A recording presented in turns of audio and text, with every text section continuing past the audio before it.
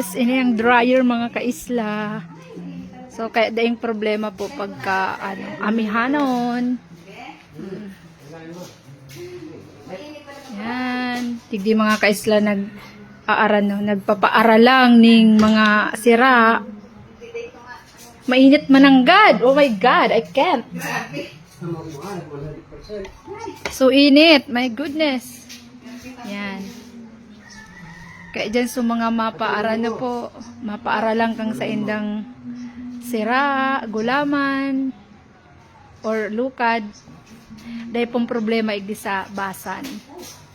Lalo na kung mauranon. Kasi igwa po digdining dryer project po kang barangay through FPI. Kaya dahil po problema kang mga taga-isla binagasbasan. Pagka mauran, kung may babala dun. Yan. Dahil magparabantay kung kakanuning kuting. Yan o. Mainit talaga mananggad. Oh my God. Mainiton igdi sa laog.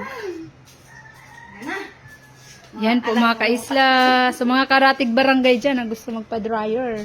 Kang sa indong mga sira, gulaman. And then, ano yan? Pwede igdi ang lukad hadi. Lukad, sira. Yan o. Yan mga bulinaw po, yan.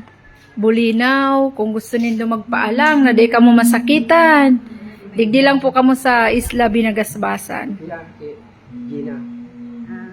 Yan.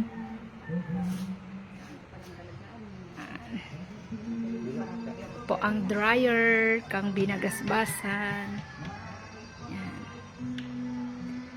Project po kang Barangay Binagasbasan. Project kang Barangay Council. Headed by punong Barangay PB Eric Salazar. Through FPI. Dryer.